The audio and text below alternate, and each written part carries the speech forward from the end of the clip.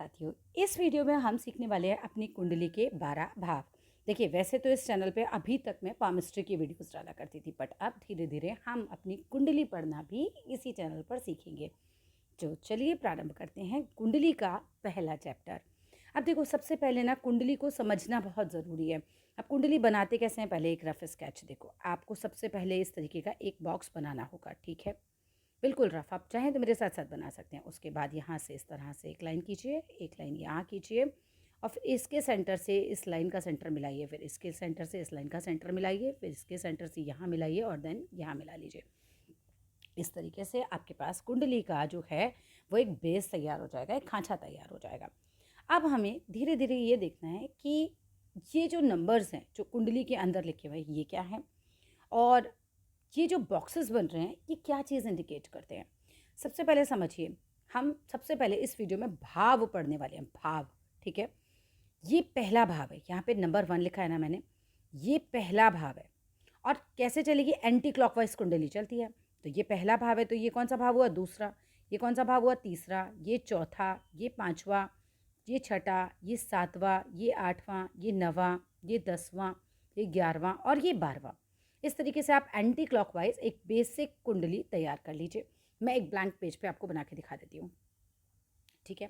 यहाँ पर बनाते हैं हम एक ब्लैंक कुंडली, जिसके अंदर हम सिर्फ भाव लिखना सीखेंगे आज। ये देखो, यहाँ से हमने बनाया इस तरीके से, पहले अपने एक बॉक्स बनाया और फिर इस तरह से इसमें लाइनें बनाई। सेंटर से यहाँ मिल, इसके सेंटर को मिलाया, इसके सेंटर को मिलाया, इसके सेंटर को मिलाया और यहाँ पे एक अंदर बॉक्स बना लिया। अब आप लिखना प्रारंभ करें अंक इसके अंदर, ठीक है। कौन सा भाव है, ये पहला भाव है, ये दूसरा भाव है, एंटी क्लॉक चलेगा, ये तीसरा, ये चौथा, ये पाँचवा, ये छठा, ये सातवां, ये आठवां, ये नवां, ये 10वां, ये 11वां और ये 12वां भाव है। हमें पता चल गया कि भाव कौन कौन से हैं। तो इन भावों का हमें करना क्या है, ठीक है। तो आप सबसे पहले समझो हम किस भाव से क्या देखते हैं। हमारी इस वीडियो का मेन मोटिव यही है, ये समझाना कि हमें कोई भी भाव से हम क्या देखते हैं। सबसे पहला भाव आता है हमारा लग्न का भाव। इसको जो पहला, जहाँ पे नंबर 1 लिखा है मैंने, ये काल पुरुष की कुंडली कहलाती है एक्चुअली। तो हर एक का तो यहाँ नंबर 1 नहीं लिखा होगा, आपको किसी किसी के यहाँ पर नंबर 2 दिखाई देगा या किसी का आपको 4 दिखाई देगा। तो जो नंबर आपको इस कुंडली में, पहले तो ये समझ लो, जो नंबर यहाँ पर दिखाई दे रहा है, मान लो किसी का 5 दिखाई दे रहा है, इसका मतलब ये 5वें नंबर की राशि की कुंडली है। जैसे कौन सा लग्न हुआ इसका, सिंह लग्न, मेष, वृषभ, मिथुन, कर्क, सिंह, सिंह, ठीक है।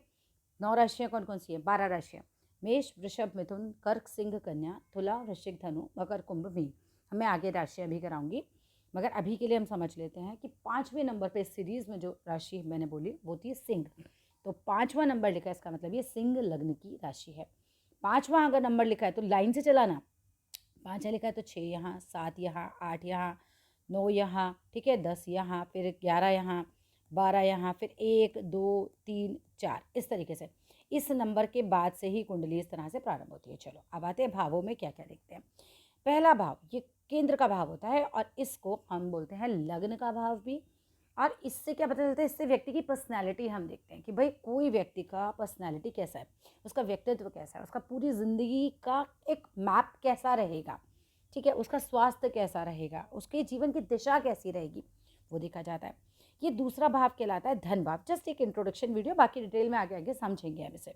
ये दूसरा भाव है हमारा धन भाव, इसको धन भाव भी बोलते हैं। यहाँ से हम व्यक्ति की वाणी भी देखते हैं, हम उसका परिवार भी देखते हैं, हम उसकी बचत कितनी होगी वो भी देखेंगे।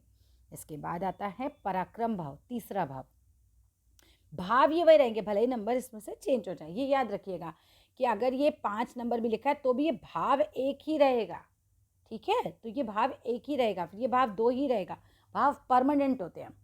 अब मान लो यहाँ 3 लिखा है, सॉरी ये तीसरे भाव की अब हम बात कर रहे हैं। तो तीसरा भाव आपको क्या क्या दिखाता है, इसे पराक्रम भाव भी बोलते हैं।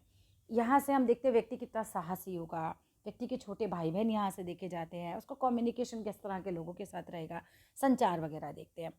इसके बाद आते हैं चौथा भाव। चौथा भाव दिखाता है आपके जीवन में ओवरऑल सुख कैसा रहेगा, आपको घर का सुख कैसा मिलेगा। अब यहाँ पर तुमने कहा होगा, यहाँ पे भी परिवार बताया था, ये भी कुटुंब बताया था। देखो ये जो भाव होता है ये होता है पूरा दादा चाचा ताऊ सारा पूरा कुटुंब। लेकिन ये जो भाव होता है इसके अंदर पति पत्नी बच्चे, इस तरह का जो हम मोटा माटी परिवार होता है उसके बारे में देखते हैं। स्पेशली हम अपनी माता जो हैं वो यहाँ से देख सकते हैं, हमारे वाहन कैसे होंगे वो भी हम यहाँ से देख सकते हैं। फिर 5वां भाव आ जाता है, इसे हम बोल सकते हैं पुत्र भाव या संतान भाव, ठीक है। यहाँ से व्यक्ति की संतान देखी जाती है, यहाँ से व्यक्ति कितना बुद्धिमान होगा वो देखा जाता है, व्यक्ति की शिक्षा कैसी रहेगी, उसका प्रेम, ये सारी चीज़ें देखी जाती हैं। अब आगे चलते हैं, नेक्स्ट भाव आता है छठा भाव। छठा भाव होता है रोग और शत्रु का भाव, इसको हम ऋण भाव या शत्रु भाव भी बोलते हैं। ये थोड़ा सा खराब भाव माना जाता है कुंडली में, क्योंकि क्या है, रोग भी खराब होता है, शत्रु भी खराब होता है, यहाँ से आपके कर्ज भी देखे जाते हैं, लेकिन यहीं से कोई बड़ी प्रतियोगिता आप क्वालिफाई कर लेंगे वो भी देखा जाता है। इसके बाद आ जाओ 7वां भाव। 7वें भाव से हम क्या देखते हैं, 7वां भाव होता है विवाह का भाव, आपकी शादी का भाव। यहाँ से हम देखते हैं आपके पार्टनर्स को, आपके लाइफ पार्टनर को भी देखेंगे, और अगर आपने कोई व्यापार करना है तो उसके व्यापार के पार्टनर को भी हम यहीं से देखते हैं, साझेदारी, व्यापार, इस तरह की चीज़ें देखते हैं। अब आते हैं हम 8वां भाव। हम 8वें भाव से क्या देखते हैं, 8वें भाव को हम आयु भाव भी बोलते हैं।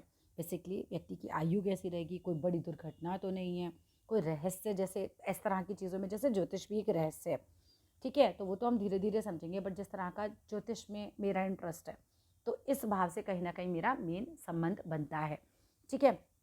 अचानक होने वाली घटनाएं आपको इससे मिल जाती हैं, पता चल जाती हैं। फिर 9वां भाव आता है। 9वां भाव किस चीज़ का हो गया, इसे हम भाग्य भाव भी कहते हैं। अब भाग्य भाव भी कहते हैं, और ये बाकी चीज़ें क्या क्या दिखाता है, आपका धर्म दिखाता है, आपका भाग्य दिखाता है, आपके गुरु के बारे में बताता है, लंबी यात्राएं भी आप यहाँ से देख सकते हैं। वैसे तो पता है एक एक भाव से बड़ी लंबी लिस्ट है जो हम देख सकते हैं, यहाँ हम शॉर्ट में देख रहे हैं कि भाई मोटा माटी हैं क्या ये। उसके बाद आ जाओ 10वां भाव। किसी की अगर आपको जॉब, उसका करियर, उसकी प्रतिष्ठा, उसका पद देखना है, उसका काम देखना है, वो कैसा काम करेगा, तो हमें 10वें भाव को चेक करना होता है। अब आते हैं 11वां भाव, जिसे हम लाभ भाव भी बोलते हैं। इसमें व्यक्ति की मोटा मोटी आय कितनी रहेगी, उसको लाइफ में लाभ कितने होंगे, इच्छाएं, उसके मित्र, ये सब यहाँ से देखे जाते हैं। फिर 12th हाउस आता है, ये होता है खर्च और मोक्ष का भाव, ये विदेश का भाव भी होता है, ये त्याग का भाव भी होता है। धीरे धीरे जब हम वीडियोस में आगे बढ़ेंगे तो हम इन्हें बहुत डिटेल में समझने वाले हैं। आगे चलते हैं, यहाँ पर देखो मैंने लिख दिया है, भाव 1 के सामने भाव पड़ेगा 7वां। हर एक भाव अपने सामने वाले 7वें भाव को देखता है।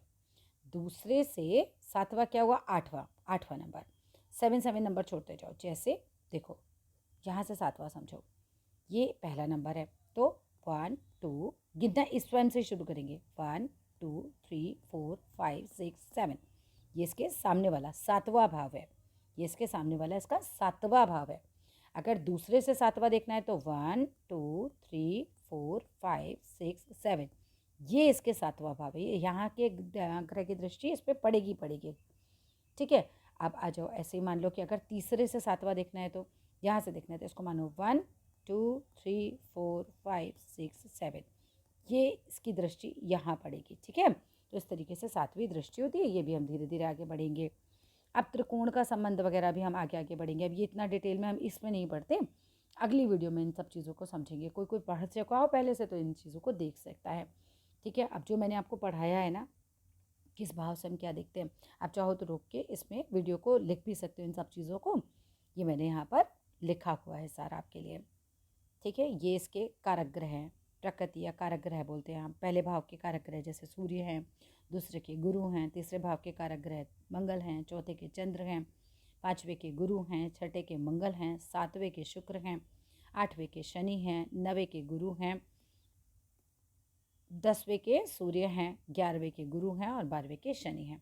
इस वीडियो को यहीं समाप्त करते हैं। और बेसिकली मैं बनाती हूँ आपके पाम रीडिंग की वीडियो भी, तो अगर किसी को अपने हाथ का मतलब निरीक्षण करवाना हो तो मेरे नंबर 858821 पे कांटेक्ट कर सकते हैं।